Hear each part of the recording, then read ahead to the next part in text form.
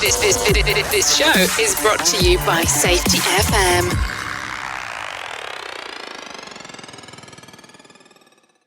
Warning! The following podcast contains adult language, adult content, weird and unusual stories that all happen to be true. We didn't start this war on safety, but we're going to fight that safety war and we're going to win it.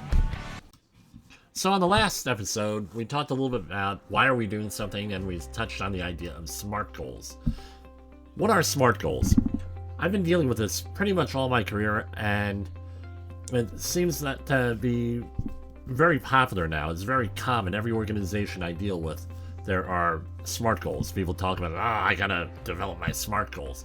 They're actually very good tools, in my experience, for developing myself professionally.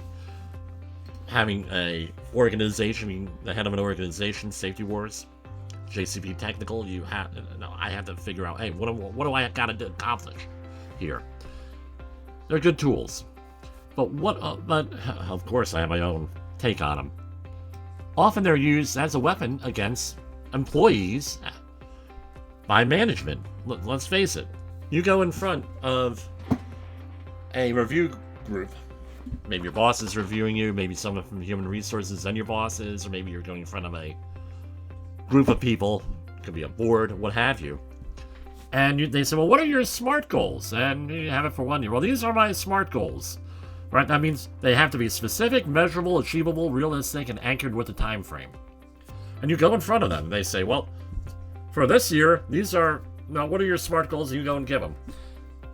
Then they check in on them every couple of months, maybe. And then, the next year, they come in, you go in for your annual review. Hey, well, let's check out how you achieved your SMART goals from the year before. And they go through, well, your SMART goal was this, and you didn't achieve it. Either the goal was wrong, or it wasn't specific, measurable, achievable, realistic, or anything, and you're not dealing in reality. This has happened to me. A couple of times. A couple of facilities I worked at, I had to develop these SMART goals for my client, and we worked them out and everything else. We thought we did a pretty good job. And then, you didn't achieve your things, and you're a bad employee. You're a bad person. And guess what? That's going to impact your pay raise. That's going to impact your ability to get contracts here because you didn't achieve your SMART goals. You got to be careful. They become a double-edged sword here because you give them, hey, you're with your boss, for example. Well, Jim, I need your SMART goals. Well, I'd like to be a system project manager. I'd like to be a project manager. I'd like to manage my own jobs. I would like to do this. This is what I'm willing to do this. I'm willing to read this book, develop this program, and everything else. And no, you leave it at that. Now, your boss has got a couple of options here. They could go out there and they could say, hey, this is really good. Let's try to work on these goals together. Or the other option is, this guy's out after my job and I'm going to just sabotage him. And then what happens later on? They sabotage you, and then the next year comes, hey, well, you didn't meet your SMART goals. And guess what? That's going to impact your employment. That actually happened to me. Right? I'm not going to mention names or anything else. So you need to be very careful with these SMART goals. You also have to document if people are putting up roadblocks to your SMART goals. I'm not saying go and document you're against your boss and have an adversarial situation with your boss or with your organization or this and that and the other. That's not what I'm necessarily saying. But if someone lays out some goals for you in an organization and then the organization sabotages you, that's got to be a call to Human Resources. If you get fired over this, guess what? You may have a wrongful firing lawsuit here. I'm not an attorney. I'm not giving legal advice. But everything needs to be documented because I can assure you, Human Resources is going to go and they're going to document these are your goals and you didn't achieve them. And then what happens? That impacts your own personal bottom line and adds stress, things of that nature. How else could this work out if you're a safety professional? Okay, we have this goal here and we've had management go out and sabotage that goal and someone gets killed.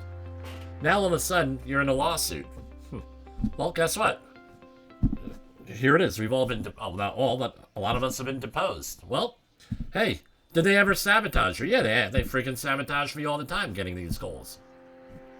You got a wrongful firing situation. Well, hey, they fired me because of X, Y, and Z. I didn't achieve the goals.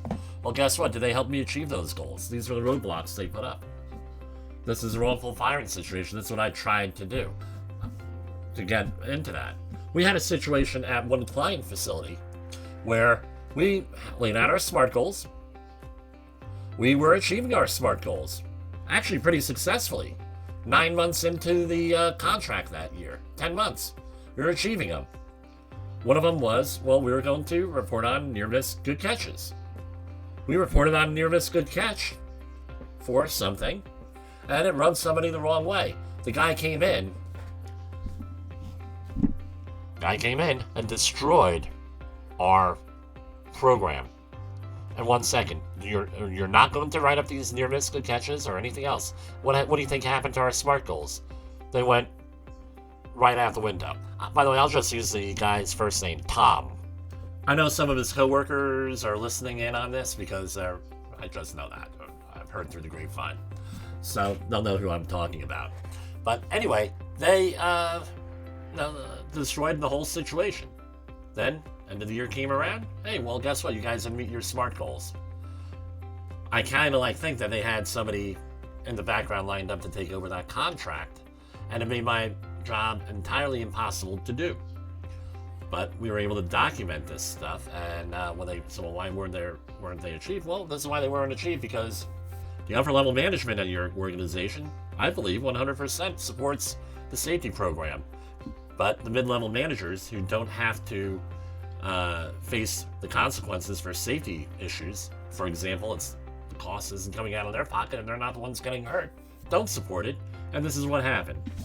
So you guys figure it out.